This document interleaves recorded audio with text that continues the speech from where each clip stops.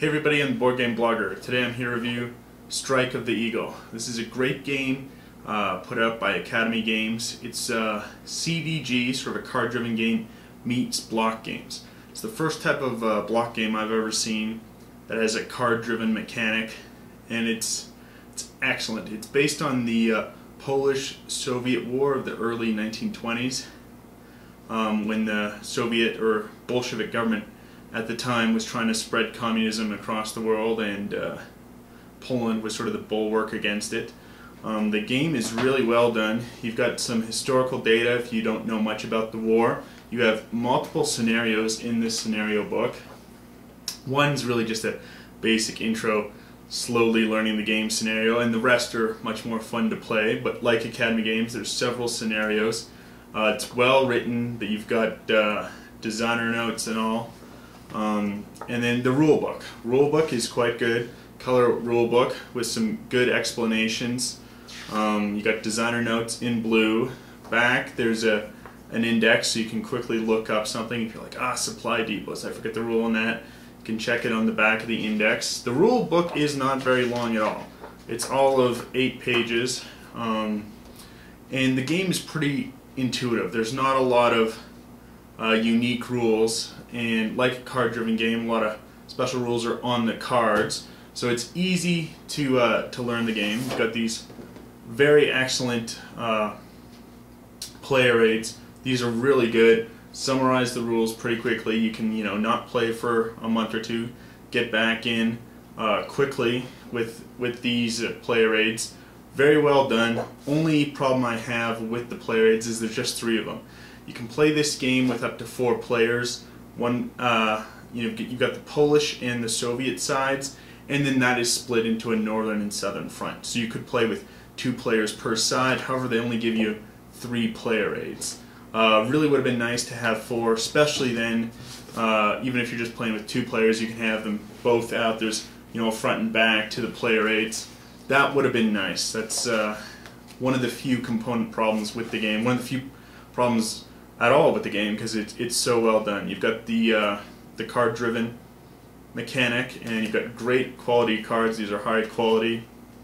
And what's neat about these is that you can play the cards in one of 4 different ways, which is really neat. I haven't seen many card-driven games give you quite so many options. You can play them sort of as a battle modifier when a battle's taking place. You can play them to increase the number of orders you can give to your troops.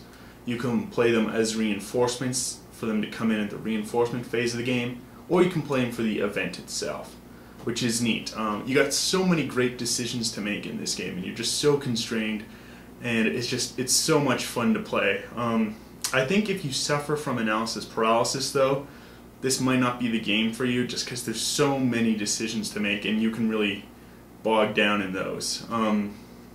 But if you like war games, if you like a block game, if you like a card-driven game, or you just like the theme, it's just such a good game. Academy Games seems to make really good, high-quality games that are well play-tested. That's definitely the case here. But why don't we look at how the game itself actually plays. So here's the board on setup on one of the scenarios that just covers the southern front. As you can see here, it's quite a large board, and one of the issues with the board is it doesn't quite lay flat. They've got it as just one giant board, and I think it would have been better if they'd produced it as a southern front board and a northern front board that you can then put together. It'd be very helpful too for when you're actually doing just southern front scenarios versus northern front scenarios, or the whole grand campaign together, or other scenarios that cover the whole campaign. So that's one of the minor issues, I think, with the game itself.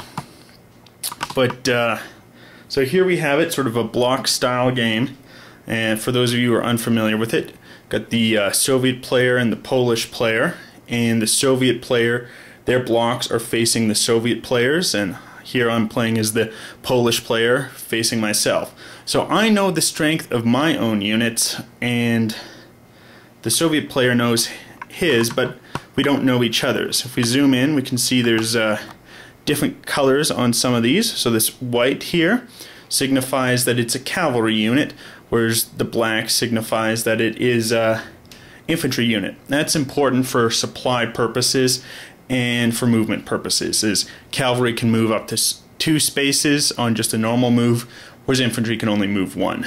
Additionally, for supply purposes, as we see here, here are some key cities with supply depots. Now you can control a key city either if you've got a garrison there, or if the garrison's recently fallen, if you've got a unit there. And you can then trace up to 3 spaces away from it, and this would still be in supply by Polish. So if we go 1, 2, 3, the Poles can get here with infantry, still be in supply, but if they move 1 further here, they can't connect a line to this city. They'd still be in supply from this city down here, but let's say the Soviets had taken it over, or here, no one is controlling it currently. Then if Polish units, infantry units were here, they'd be out of supply and start to lose strength. Whereas one of the advantages of cavalry is that they can be up to 5 spaces away and still be in supply. Apparently in this conflict, despite World War I being, you know, a very sort of trench warfare, very little cavalry units, battles taking place, cavalry was very key in this battle. So this is the setup, and you can tell here we've got 2 divisions, a strength 3 and another strength 3. And that's important because when you conduct the battle, you don't use dice, rather you check on the battle chart. And here you state how many strength are you bringing to bear to the battle, plus any combat bonuses that you're going to use, and I'll explain that when I explain a battle. Then again, a flank penalty against the defender if you know they're being outflanked in the battle, and then you check it. So if you bring 6 strength, if this was just a basic 6 and there wasn't a combat modifier, they would be inflicting 1 point of damage, all other things being equal. So that's sort of how the basic mechanics work, and the way you're going to actually move units is at the beginning of each round we have we check the phase, and well, let's move over, take a look. So here you have sort of the turn and score and initiative track. So in this scenario, the Poles start with 2 victory points. So if the game ended immediately, they'd win. So Soviets can tell they need to be gaining victory points in some manner. We have we start here in the beginning of the phase. You draw 6 cards, and it can hold a maximum of 7 cards. So from one round into the next, you can be holding on to 1 additional cards. The main campaign plays a full 6 rounds. Most scenarios, however, just go 2 rounds or even slightly less. We then also have the initiative track, and this is very important for how the game plays, as in the initiative track here we can see the Poles have 1 initiative. If they'd won a large enough battle, their initiative would go up, whereas if they lose just 1 battle, then the Soviets would gain the initiative and would flip over. And this is important as it deals with who plays cards first. So the player without initiative has to play their card first and reveal it, and then obviously the person with initiative can react to that. Also, when revealing and executing orders, the player with initiative decides who executes which orders first. So that's really an interesting feature, because if you have initiative, you can force the other person to move first, or you can move first. And initiative is very important throughout the game. As we can see, each round here consists of 5 actual phases of playing a card, and then a reinforcement phase. But why don't we see sort of a sample phase and how it actually plays out. So here we are going to start the actual turn. After examining our hands, I'm going to ask or the rules dictate that the Soviet player play their first card if they choose to. They're going to decide not to here. Now I've got a decision of how I want to play my cards. Again, I can play a card to increase number of orders, and so default each player has 2 orders per turn that they can give to their various units. This would increase it by 2, so I would have a total of 4. This red 2 would be if I played it as a battle modifier. You can choose to just play cards off the top of your deck for the battle modifier. However, if I played it from my hand, I would get an additional 1 bonus. So this would play as 3. As we can see here, this is a reaction card, which I can play when the Soviet player wants to execute a withdrawal order. And this forces them not to actually do the withdrawal, but they have to stay and fight. That's really important. If the Soviet player, this scenario, they're clearly on the defensive, they're going to be getting some reinforcements later on, and so they might want to withdraw to avoid battles. And so this would prevent them from doing so and would force them, in fact, to fight. Or I could play this for 2 black cubes for reinforcement, which can be used at the end of the round. Each cube can then flip.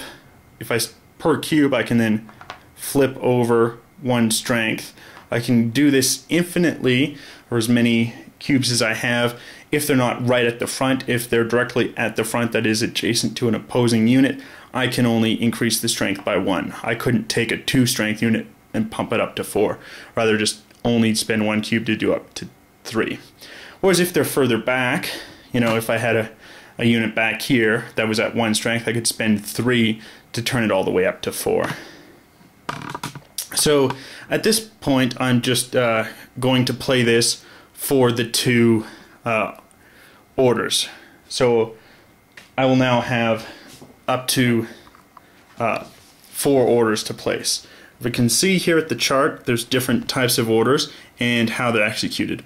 Obviously forced march will occur first, then recon, then move, withdraw, defend if that's being used in a battle, and then reorganize and rail transit.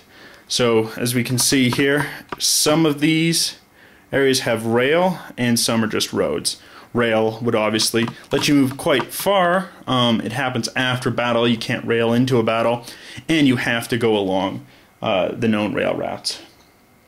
So here, as the Polish player, I'm going to request the Soviet player places their markers first. Now, of their 2 orders, or however many orders you have, if you've played a card to modify additional orders, you need to do at least 1 recon. So if you actually don't play any cards, you're only really getting 1 real move in addition to the recon. And you take turns placing down orders, starting with whoever is told to go first by the player with the initiative. So the Soviet player is going to place an order here. So maybe they're moving there, or maybe that's just a recon. And now the Polish player is going to go here. And you can actually put multiple orders on the same units so long as it is a different order. The Soviet player will then put another unit here. So Soviet player is deciding to place a defend. This will increase the strength in the defense if this was in fact a move to order by the Polish player. Polish player will then place an order there. Whoops. And an order here.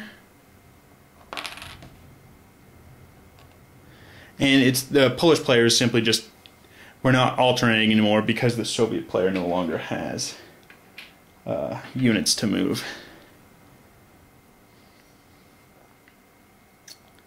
Okay, so now all the orders have been played, and we start revealing orders based on requesting like where they were.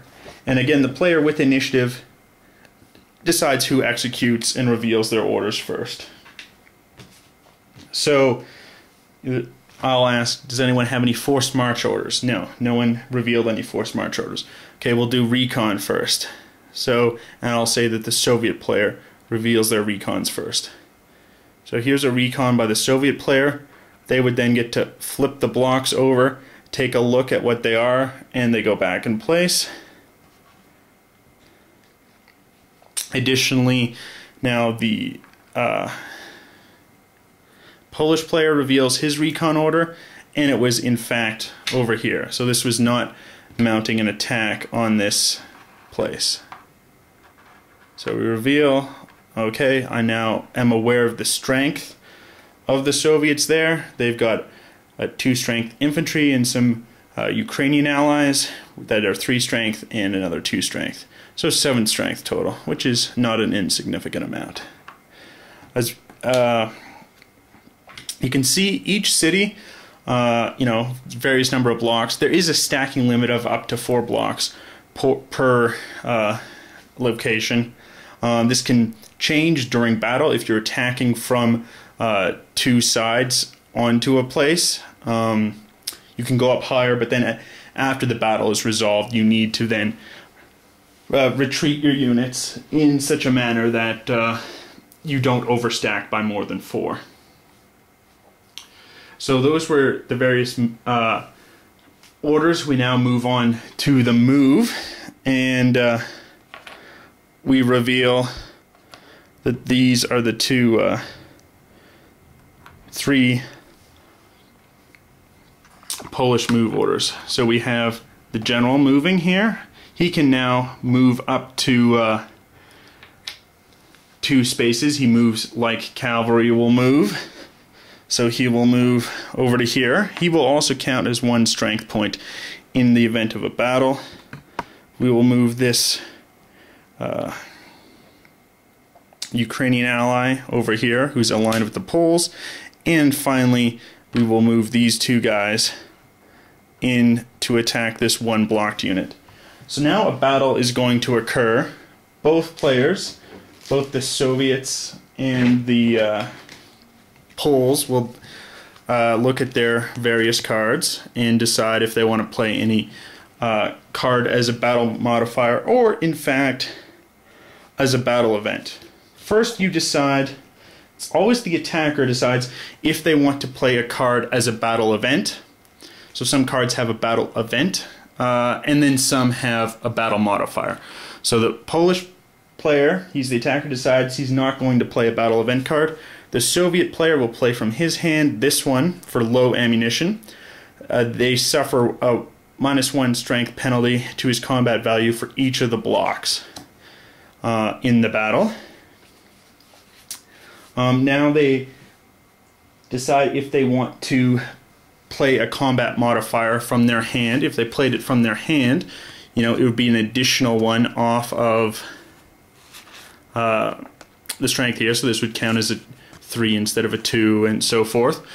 The Polish player, however, having played a card for additional orders, chooses not to. They will simply play one from the deck, face down. Soviet player will decide to do the same.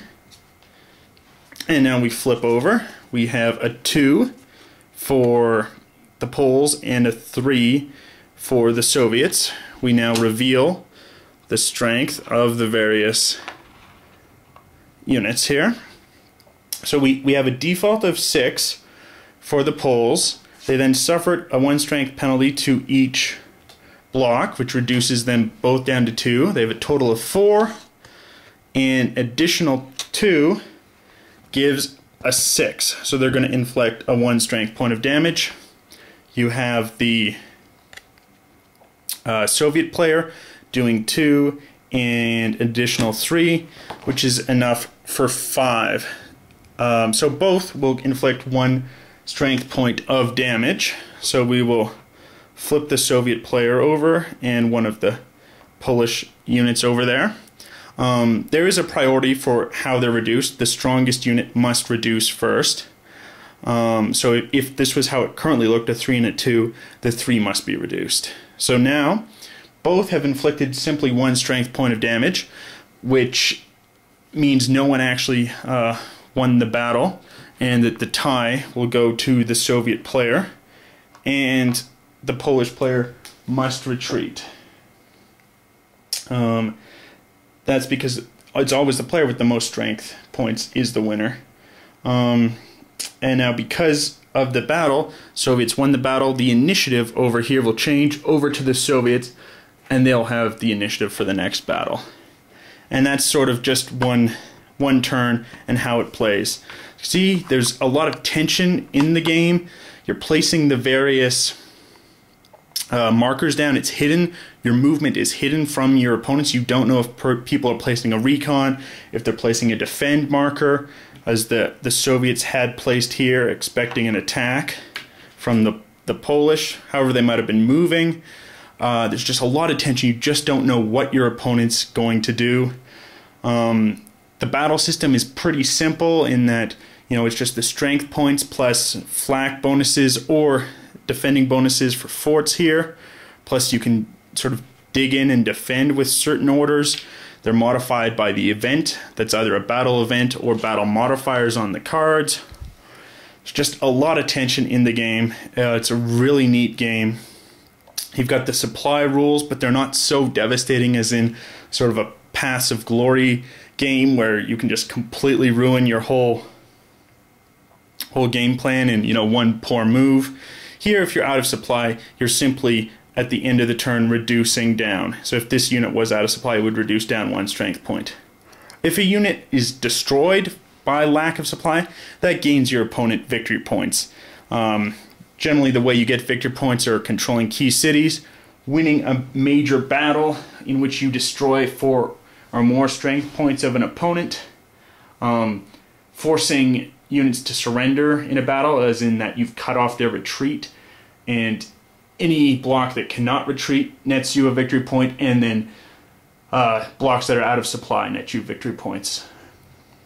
So that's the game in a nutshell. It's pretty simple to learn compared to more in-depth war games, but there's just so much to it. I love the way that you can play the cards for multiple uses. You know, you can do it as a combat modifier, you can do it for an event, for reinforcements, or for more orders. You know, you're really hard limited in the amount of orders you can give each turn with just one real order beyond the recon. If you hadn't played a card to give you more orders, it's really a neat game. You can, you know, reorganize, reinforce your blocks.